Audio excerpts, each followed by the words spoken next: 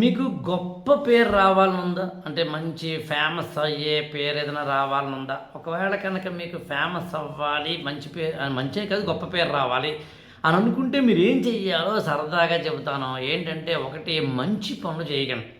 మంచి మాటలు చెప్పకండి. మంచి పనులు చెప్తే చేస్తే ఏమవుతుంది? ఎప్పుడూ గుర్తించకపోతే నీకు గొప్ప పేరు రాదు. అందుని మంచి మాటలు చెబితేనేమో వ్యూస్ సరిగ్గా రావు. ఎవరికైనా సరే నాకు సరిగ్గా రావు అంటే అర్థం మంచి మాటలు చెప్తే అని.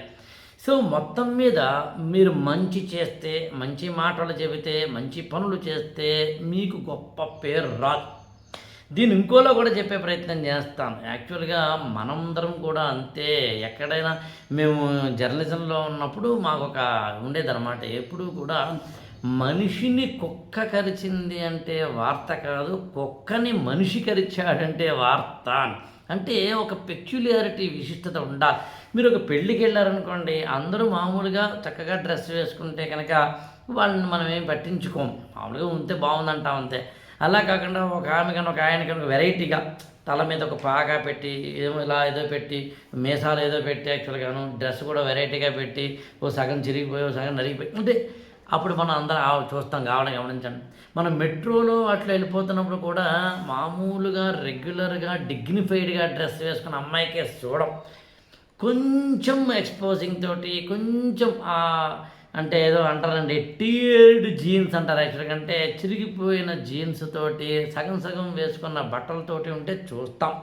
ఆమెకి ఎక్కువ మంది అప్పుడు ఫ్యాన్స్ అవుతారు. యాక్చువల్గా ఇప్పుడు చెప్పండి, హోందాగా డిగ్నిఫైడ్గా పట్టు చీర కట్టుకుని అందంగా హోందాగా అంటే చాలా గౌరవనీయంగా ఉన్నవాడిని ఎవరైనా చూసారా? లేదు కదా. క్లాసులో కూడా అంతే. మీరు గమనించండి, బాగా చదువుతూ మంచిగా చదువుతూ డిసిప్లైన్గా ఉన్న స్టూడెంట్ని పెద్దగా ఎవడో పట్టించి కూడా ఆడి చదువుతాడు రాని. అదే కోతి వేషాలు వేస్తూ ఈయన్ని కొడుతూ విలనీగా ఉన్నవాడిని ఎక్కువ మంది వాడి గురించి మాట్లాడుకుంటారు. ప్రిన్సిపాల్ గారు పదే వాడినే పిలుస్తారు. వాడు కాళ్ళు ఎగరేసి అన్నా అని చెప్తాడు. యాక్చువల్గా నిజానికి వాడు చేస్తుంది తప్పు. రోడ్డు మీద చాలా జాగ్రత్తగా ట్రాఫిక్ రూల్స్ని పాటించుకుంటూ వెళ్తున్న వాళ్ళని ఎవరు పట్టించుకోడు. అదే అని సౌండ్ చేసేస్తూ అని చేసేస్తూ ట్రాఫిక్ రూల్స్ని పట్టించుకోకుండా జిక్కు చెప్పి కట్స్ కొట్టుకుంటూ త్రిబుల్ రైడింగ్ పెట్టుకుంటూ వాడిగా చూస్తారు. అందుకని ఈ ప్రపంచంలో నువ్వు నేను కూడా చెడ్డనే చూస్తాం, దగులుబాజీనే చూస్తాం, దొంగలనే చూస్తాం, పనికి మాలిన వాళ్ళనే చూస్తాం. ఇప్పుడు కూడా మీరు యూట్యూబ్లో కావాలంటే చూడండి, ఏదో ఒక వర్గానికో ఒక విషయానికో మాత్రమే సైడ్ తీసుకున్న వాళ్ళకి ఎక్కువ మంది ఫ్యాన్స్, వాళ్ళ అపోనెంట్స్ కూడా ఫ్యాన్స్ అవ్వడము. పోతన భాగవతంలో చెప్తాడు. యాక్చువల్గా వైరభక్తి అంటాడు. యాక్చువల్గా అంటే హిరణ్యకశిపుడు లాంటి వాళ్ళకి, రావణాసురుడు లాంటి వాళ్ళకి విష్ణుమూర్తి మీదనో రాముడి మీదనో భక్తి ఉండదు, కానీ పదే తలుచుకుంటారు. అలాగా మన ప్రత్యర్థిని తలుచుకుంటూ మనం వీడియోలు పెడుతూ ఉంటాం, తిట్టుకుంటూ మనం వీడియోలు పెడుతూ ఉంటాం.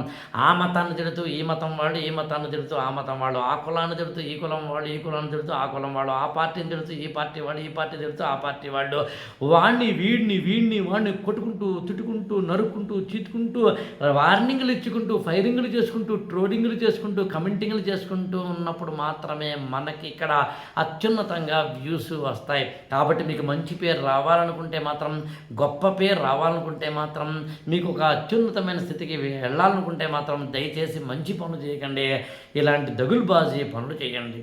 సాధారణంగా వీడియోస్ ఉంటాయి కదా, వాటి కింద కామెంట్స్ కనుక ఆన్ చేస్తే వీడిని తిట్టుకుంటూ వాడిని తిట్టుకుంటూ ఎంగేజ్ అవుతూ ఉంటారు. అప్పుడు ఎక్కువగా వ్యూస్ వస్తాయని చెప్పి SEO వాళ్ళు కూడా చెప్తూ ఉంటారు. దీని తాత్పర్యం ఏమిటంటే, దయచేసి ఎక్కువ వ్యూస్ ఎక్కువ న్యూస్లోనూ ఉండాలనుకుంటే, ఎక్కువగా అటెన్షన్ గ్రాప్ చేయాలనుకుంటే, ఎక్కువగా ఫేమ్ అవ్వాలనుకుంటే దయచేసి మంచిగా డిగ్నిఫైడ్గా హోందాగా అందంగా ఉండకండి. ఉంటే అది సంగతి. ఈ ఛానల్ని లైక్ చేయండి, షేర్ చేయండి, సబ్స్క్రైబ్ చేసుకోండి.